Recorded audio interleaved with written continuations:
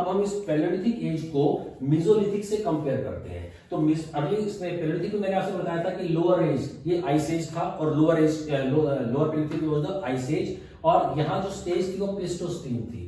यहाँ पर आते आते लास्ट स्टेज हो गई थी, तो आइस एज जो थी वो खत्म होने जा रही थी। कौन सी स्टेज में जाकर? मेसोलिथिक में जाकर, last stage of ice age. और इसकी बिगिनिंग कहाँ हुई थी? बिगिनिंग इसकी पैलियोलिथिक में हुई थी। तो it was the last stage, और जब लास्ट स्टेज थी आइस एज की, तो इसका मतलब क्या था कि क्लाइमेट वार्म हो रही थी। क्लाइमेट के अंदर जो थी हॉटनेस आ रही थी, वार्म क्लाइमेट हो रही थी। अब वार्म क्लाइमेट के साथ साथ इस मेसोलिथिक पीरियड में ईस्ट इंडिया में और वेस्ट इंडिया में बहुत high speed, high velocity, high intensity की गर्म हवाएं चली हैं। तो जो टेम्परेचर था वो बढ़ रहा था, और उस बढ़ते हुए टेम्परेचर के साथ साथ जो रिजर्वायर्स थे, जो पानी के जो रिजर्वायर्स थे वो सूखने लग गए थे। तो ड्राई कंडीशंस आ गई थी। तो जब ड्राई कंडीशंस आ रही हैं, गर्मी बढ़ रही है क्लाइमेट के अंदर, तो इससे क्या हुआ कि जो ग्लेशियर्स में जो स्नो जमी होती थी उसने मेल्ट करना शुरू किया। अब वो जो मेल्ट करने लगी तो उससे वाटर लेवल जो था सी के अंदर वो इंक्रीज हुआ ऑटोमेटिकली। तो वो जब इंक्रीज हुआ तो रेट ऑफ इवेपोरेशन भी बढ़ा। रेट ऑफ इवेपोरेशन जब बढ़ा तो रेट ऑफ रेन भी बढ़ा। तो पहले ड्राइनेस आई, और उसके बाद जब ड्राइनेस अपने लिमिट तक पहुंची, क्लाइमेक्स तक पहुंची, तो उस ड्राइनेस से जब वाटर रिजर्वायर खत्म होने लगे तो उसके साथ साथ एक तरफ वाटर रिजर्वायर खत्म हो रहे थे और दूसरी तरफ ग्लेशियर से स्नो पिघलना शुरू कर रही थी। तो जब स्नो पिघलनी शुरू हुई तो वो वाटर सी लेवल में आया और सी लेवल इंक्रीज हुआ। सी लेवल इंक्रीज हुआ तो सन रेज ज्यादा आने लगी। अब ज्यादा इन द सेंस कि सनरेज में और वाटर लेवल में डिस्टेंस कम हो गया, क्योंकि वाटर लेवल बढ़ गया था। तो वाटर लेवल बढ़ा तो इवेपोरेशन का जो रेट था वो भी बढ़ गया। इवेपोरेशन ज्यादा हुआ तो रेन्स भी ज्यादा होने लगी। तो जो रेन्स जब ज्यादा हुई तो इसमें हम एग्जांपल ले सकते हैं। मैंने लास्ट वीडियोस में भी आपको बताया था कि वन हॉर्न हीरो जो थे वो वेस्ट इंडिया में पहले होते थे, जैसे गुजरात और राजस्थान के एरिया में, और उस टाइम वार्म कंडीशंस नहीं थी पैलियोलिथिक एजेस के अंदर। तो वहां पर जो रीनो थे वो भी वुली रीनोज होते थे। रीनोज के ऊपर गर्म जैसे ऊन होती है, जैसे शीप्स के ऊपर हम लोग देखते हैं, तो दैट वाज वुली रीनोज होते थे। लेकिन जब क्लाइमेट चेंज होने लगा तो बाय नेचर वो वुली रीनोज भी एक्सटिंक्ट हो गए और मैमूथ भी एक्सटिंक्ट हो गए। ये एक्सटिंक्शन ऑफ एनिमल्स हम लोग देख चुके हैं। जुरासिक पीरियड के अंदर डायनासोर्स थे, बाद में जाके डायनासोर्स भी एक्सटिंक्ट हो गए, क्योंकि जैसी सी क्लाइमेट होती है उसके अकॉर्डिंग ही एनिमल अडॉप्ट करते हैं लाइफस्टाइल को। तो रीनोज यहां से शिफ्ट करके, माइग्रेट करके, जब क्लाइमेट वार्म हो रही थी, तो वार्म क्लाइमेट है और वेजिटेशन खत्म हो रहा है, हरियाली खत्म हो रही है, तो उस वहां से रीनोज ने माइग्रेट करना शुरू किया वेस्ट से। और वो जो उनकी जो ड्राइनेस थी, जो ह्यूमिड कंडीशंस थी या जो गर्म हवाएं चल रही थी, उसने इफेक्ट किया ईस्ट इंडिया में। छोटा नागपुर प्लेट्यू, छत्तीसगढ़ और झारखंड एरिया तक जो था वो पूरा ड्राई एरिया हो चुका था। और उसको क्रॉस करके फिर जो रीनोज आज हम लोग देखते हैं, जो काजीरंगा नेशनल पार्क आसाम में है, तो ये माइग्रेट करके आए हुए हैं वेस्ट इंडिया से, जब वहां पे ड्राई कंडीशंस थी। ये वहां अब जाकर ये ईस्ट में पहुंचे। फिर वहां पर मैंने आपको बताया कि रेट ऑफ इवेपोरेशन ज्यादा हो गया था, तो रेन सीजन भी ज्यादा बढ़ा, तो फिर फॉरेस्ट ग्रो कर गए, और फॉरेस्ट जब ग्रो कर गए तो आसाम एरिया में जाके रीनो जो थे आज वहां पर जाके वो सेटल है, उस एरिया में रीनोज पहुंचे हैं। तो ये वार्म कंडीशंस थी। इसके बाद हम देखते हैं ये जो पीरियड था होलोसीन पीरियड था, और लोअर पैलियोलिथिक का जो पीरियड था वो प्लीस्टोसीन था। तो प्लीस्टोसीन से कौन सा पीरियड आ गया? होलोसीन आ गया। उसके साथ साथ यहाँ पर पिथेकेंथ्रोपस थे, जो ह्यूमन बीइंग का इवोल्यूशन था वो पिथेकेंथ्रोपस थे, और ये मॉडर्न मैन और होमो सेपियंस बन चुके थे। यहाँ पर ये स्कैवेंजर्स थे जो लेफ्टओवर्स को उठाकर कंज्यूम कर लेते थे, हंटिंग नहीं कर रहे थे। लेकिन यहाँ मिडल और अपर पैलियोलिथिक में हंटिंग स्टार्ट हो गई थी। यहां पर ये हंटिंग भी कर रहे थे मेसोलिथिक में, plus elementary form of domestication of animals और एग्रीकल्चर भी इन्होंने शुरू कर दिया था।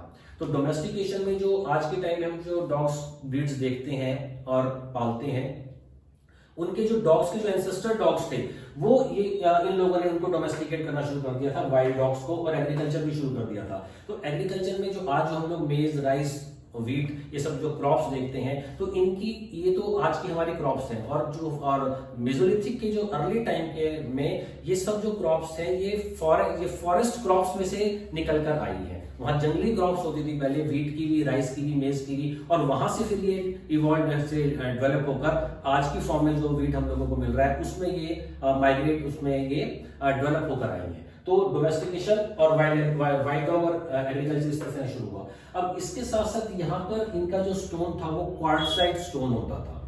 कौन सा स्टोन होता था? क्वार्टजाइट स्टोन था। यहां तक आते आते माइक्रोलिथ्स इनके टूल्स बनने लग गए थे, और जैसे यहाँ पर जो टूल्स थे वो चॉपर, एक्सिस और क्लेवर्स थे, यहाँ पर इन्होंने माइक्रोलिथ्स बनाना शुरू कर दिया। और उनका जो स्टोन होता था वो चैट और फ्लिंट ब्लेड, चैट और फ्लिंट स्टोन होता था, और यहाँ पर क्वार्टजाइट स्टोन था। तो हम कंपेयर कर रहे हैं, तो इससे आपको समझने में इजीली आपको ये चीजें क्लियर होती चली जाएंगी। तो यहाँ पर जो माइक्रोलिथ्स का जो बेसिकली जो स्टोन होता था वो चैट और फ्लिंट होता था। वहां पर क्लाइमेट कोल्ड थी, आइस एज थी, यहाँ पर क्लाइमेट वार्म हो गई थी। अब ये जो पीपल थे ये सिविलाइज्ड भी नहीं थे और इनका माइंड भी डेवलप नहीं था, लेकिन यहाँ तक आते आते माइंड भी डेवलप हो गया था और सिविलाइज्ड भी हो गए थे। Now they believed in life after death also. तो हमें ऐसे कुछ ग्रेव्स भी मिली हैं जहां पर क्राउचिंग पोस्चर्स में हमें 11 to 12 स्केलेटन्स मिले हैं उसमें मेसोलिथिक एज के। तो वहां और उनके उन डेड बॉडीज के जो स्केलेटन्स हैं उनके साथ उनकी बिलोंगिंग्स, जो चीजें वो यूज करते थे, वो भी मिली हैं ग्रेवयार्ड्स के अंदर। तो इसका मतलब क्या था कि they believed in life after death because belongings मिली हैं। अब मेसोलिथिक को सबसे पहले सीएल कार्ले ने डिस्कवर किया था, मेसोलिथिक साइट्स को, माइक्रोलिथ्स को, और उसके बाद एचपी शंकालिया हिस्टोरियंस ने, आर्कियोलॉजिस्ट ने इसके ऊपर बहुत वर्क किया है। इसी तरह से ये मेसोलिथिक का डिस्कवरी थी। और रॉबर्ट ब्रूसफुट ने और डिटेरा और पीटरसन ने, इन लोगों ने पैलियोलिथिक एज को टूल्स को डिस्कवर किया था। तो इनके डिस्कवरर कौन हो गए? डिटेरा, पीटरसन और रॉबर्ट ब्रूसफुट, जिन्होंने मद्रास में पल्लवरम में हैंड एक्सिस जो थी वो सोन रिवर वैली में डिस्कवर की थी। यहाँ के जो आर्कियोलॉजिस्ट जो हो गए वो सीएल कार्ले हो गए और एचपी शंकालिया हो गए। अब इसके साथ साथ हम लोग चलते हैं नियोलिथिक एज में। तो ये कॉम्पेरिजन हो गया पैलियोलिथिक का और मेसोलिथिक का। Neolithic that was the new stone age जिसको बोला जाता है, उसका टाइम पीरियड है अप्रॉक्स 10,000 से 4,000 तक का उसका टाइम पीरियड है। अब इसमें क्या देख रहे हैं हम लोग कि यहाँ पर जो लाइफ थी वो तो स्कैवेंजर्स थे, हंटर्स थे, गैदरर्स थे। यहाँ पर हंटिंग के साथ साथ a little bit of settled life start हो चुकी थी, a little bit of settled life start हुई थी, जिसमें डोमेस्टिकेशन और एग्रीकल्चर स्टार्ट हो चुका था। और 8000 तक जाते जाते 8000 बीसी तक हम लोगों ने देखा था कि यूरोप, अफ्रीका में वो एक स्ट्रक्चर्स के अंदर छोटे मोटे घर बनाकर भी रहने लग गए थे, जस्ट लाइक द हट्स, जिसके अंदर रीड्स और बैम्बूज और वुड से बने होते थे। 8000 में हमारी कंट्री में भी इनके शेल्टर्स मिले हैं, सराय बहारा, प्रतापगढ़ डिस्ट्रिक्ट, यूपी के अंदर। तो वहां से इनकी सेटल्ड लाइफ की बिगिनिंग शुरू हो गई थी। और कंप्लीट सेटल्ड लाइफ जो है वो नियोलिथिक एज में आके हमें मिलती है, जहाँ पे प्रॉपर डोमेस्टिकेशन था, प्रॉपर एग्रीकल्चर था, और इसके साथ साथ इन्होंने पोट्री मेकिंग भी शुरू कर दी थी, मिट्टी के बर्तन बनाने भी शुरू कर दिए थे। अब इनके जो टूल्स थे वो एक्सिस टूल्स थे, और उनका जो स्टोन होता था वो एजिस और सेल्ट इनके जो इंपॉर्टेंट टूल्स होते थे। तो एजिस क्या होती थी? वो जस्ट लाइक एक्सिस होती थी, लेकिन उस एक्सिस में था क्या कि cutting end is perpendicular to the handle and not parallel. तो इसका मतलब ये था कि जैसे मान लो ये एक एक्स है और ये उसका हैंडल है, लकड़ी का हैंडल है, तो अब उसके अंदर ये लोग जो एजेस, जो इनकी जो एक्सिस होती थी, उसमें जो ब्लेड है वो इस तरह से होता था, टी फॉर्म में होता था। तो टी फॉर्म का मतलब क्या हुआ कि जो cutting edge is perpendicular to handle, तो वो परपेंडिकुलर है, 90 डिग्री पर है, ना कि और जो पहले वाली एक्सिस होती थी उसमें हैंडल के कॉर्नर पर इनका ब्लेड लगा होता था। तो दैट वाज वो पैरेलल होता था और ये राइट एंगल पर होता था। तो दैट वाज द डिफरेंस। तो one was the edges, that is the cutting edge is perpendicular to handle and not to the end not parallel. उसके साथ साथ जो सेट्स थे ये इनके पॉलिश्ड स्टोन एक्सिस होती थी। अब वो पॉलिश्ड करने लग गए थे अपने टूल्स को, because they were now more advance and more developed. तो स्टूडेंट्स, ये हम लोगों ने जो कंपैरिजन किया है पैलियोलिथिक एज का, मेसोलिथिक एज का और नियोलिथिक एज का, ये इसलिए कंपेयर किया जिससे कि आपको इजीली समझ में आ जाए। आपके सामने तीनों एज रहेंगी, अदरवाइज ओवरलैपिंग का इसमें खतरा रहता है। फिर स्टूडेंट्स को याद करने में प्रॉब्लम होती है कि कौन सी एक्सिस कहाँ थी, कौन से पीपल कहाँ थे, कौन सी एज कहाँ थी। तो अर्ली पैलियोलिथिक में हमको क्या देखा है? सिर्फ ये आइस एज थी, प्लिस्टोसीन पीरियड था, पिथकेंथ्रोपस मैन थे और स्कैवेंजर्स थे। टूल्स जो थे इनके चॉपर्स थे, एक्सिस थी और क्लीवर्स थे। बाद में जाके टूल इनके मिडिल पैलियोलिथिक में जाके फ्लेक्स बन गए, और फ्लेक्स के साथ साथ जो इनके टूल्स बने वो स्क्रैपर्स थे, बोरर्स थे, ब्लेड्स थे और पॉइंट्स थे। और ये पिथकेंथ्रोपस से निएंडरथल बन चुके थे। और टेक्निक्स, तो इनकी दो इंपॉर्टेंट टेक्निक्स थी, लेवोनियंस टेक्निक्स और Clactonian techniques. So that was all about the early palaeolithic age और the palaeolithic age. Middle palaeolithic age जो थी मेसोलिथिक एज, उसमें मैंने आपको बताया कि क्लाइमेट वार्म हो चुकी थी, मॉडर्न होमोसेपियंस बन चुके थे। और मॉडर्न होमोसेपियंस का सबसे पहले एविडेंस जो हम लोगों को मिलता है वो कैमूर रेंजेस में मिलता है, मिर्जापुर बेलन वैली में। वहां पर हमें एविडेंसेस मिले हैं कि होमोसेपियंस इंडिया में सबसे पहले जो उनके स्केलेटन्स मिले हैं वो हमें कैमूर रेंजेस में मिले हैं, मिर्जापुर बेलन वैली में।